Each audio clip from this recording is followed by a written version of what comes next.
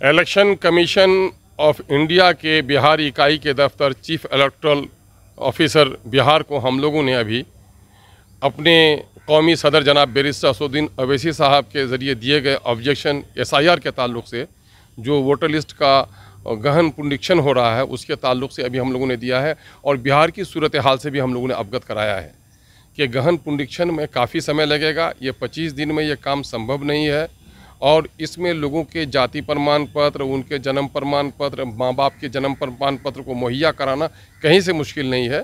चोर दरवाजे से NRC को स्थापित करने की एक साजिश का हिस्सा लगता है।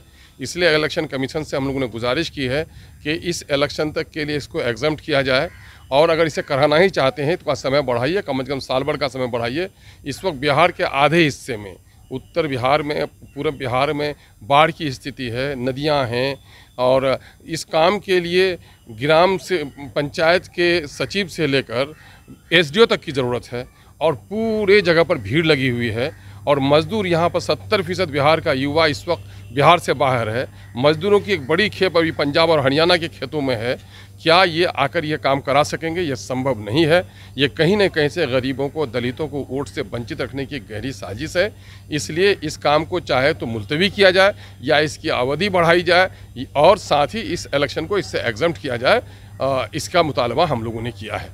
जनाब इंजीनियर आफ्ताब अहमद साहब पार्टी के जनरल सेक्रेटरी, जनाब आदिल हसन साहब यूथ प्रेसिडेंट और जनाब राना रंजीत साहब सेक्रेटरी बिहार, ये हम लोग एक डेलीगेशन के तौर पर अभी अपना जो ऑब्जेक्शन है वो अभी देकर हम लोग आए हैं। और हम लोगों ने ये भी कहा है कि बिहार के आम जनों को समझ में नहीं आ पा रही है बात, BLOs खुद ठीक से नहीं समझ रहे हैं।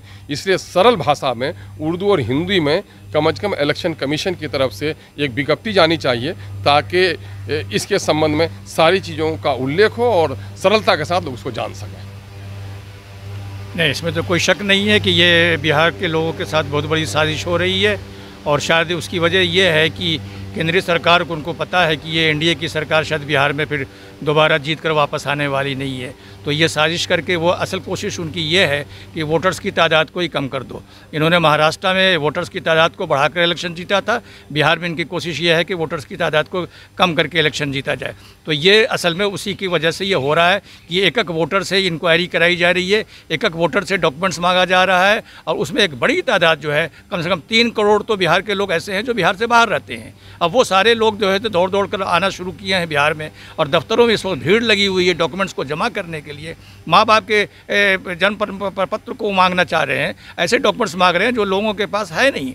तो असल में मकसद वही है कि ये लिस्ट से नाम लोगों को कटवा दिया जाए। दूसरा भय जो लोगों के दिलों में इस वक्त फैल रहा है और ख़ास करके गरीब लोगों के अंदर, दिलों के अंदर है कि अगर उनका वोटर लिस्ट से नाम अगर कट जाता है तो कल उनका जो विधवा पेंशन है, कल उनके जो दूसरे जो फैसिलिटीज़ जो उनको मिलते हैं, उनका राशन कार्ड है, उनको दूसरी चीज़ें जो मिलती हैं कहीं वो भी नहीं ख़त्म हो जाए। इसलिए कि वोटर लिस्ट बहुत इंपॉर्टेंट है। अगर वोटर लिस्ट में आपका नाम नहीं है तो इसका मतलब है कि आप जो है से बिहार के वासी नहीं है, बिहार के हिंदुस्तान के सिटीजन नहीं है। अगर सिटीजन नहीं है तो आपको जितनी भी सुविधाएं मिल रही हैं सरकार की तरफ से, सारी सुविधाएं आपकी ख़त्म हो जाएंगी। इसलिए लोगों के दिलों में बड़ा भय है, लोग बड़े भयभीत हैं। इसी बात को लेकर हम लोगों ने इलेक्शन कमीशन के पास जाके बात कही है कि ये समय मुनासिब नहीं है, ये गलत समय पर ये काम कर रहे हैं। अगर ये करना ही था तो आप इलेक्शन के बाद कर लेते या लोकसभा इलेक्शन के बाद कर लेते। ये बात हम लोगों ने कही है कि ये इस चीज़ को जल्द से जल्द आप पोस्टपोन कीजिए और ये लोगों को सूचित कीजिए कि ये लोगों को इतनी बड़ी मुसीबत में वो न डालिए।